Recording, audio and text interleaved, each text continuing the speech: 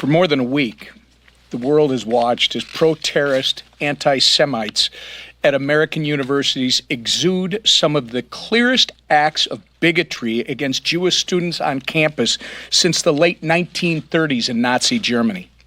From forming human chains around Jewish students to block them from walking on campus, to chanting for the total annihilation of Israel, to promoting Hitler's final solution. It's safe to say these demonstrations are not a movement for peace, as some of our colleagues on the other side of the aisle have disgustingly referred to them. They are movements of pure anti-Semitic violence. And let's take note of those who've endorsed these pro-terrorist anti-Semites. A terrorist organization, Hamas, the world's leading state sponsor of terrorism, Iran, and members of the squad, including my colleague from Minnesota, Ilhan Omar.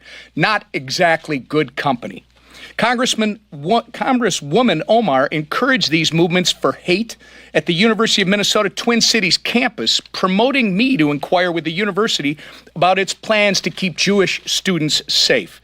She then continued to pour gas on the fire when she visited Columbia to publicly suggest that some Jewish students are pro-genocide. Let me be clear. By embracing pro-terrorist extremists, Ilhan Omar is encouraging violence against Jewish students. There should be zero tolerance for anti-Semitism on our college campuses, in our communities, or anywhere across our country. Joe Biden has tried to play both sides of the fence by defending everyone involved.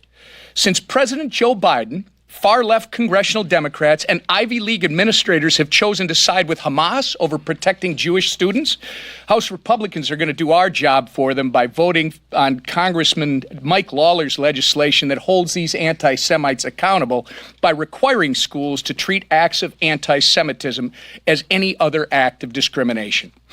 Our House Republican majority will once again take a stand where others have failed. I can only hope that our colleagues on the other side of the aisle will choose to be on the right side of history and join us. And with that, I turn it over to our leader, Steve Scalise.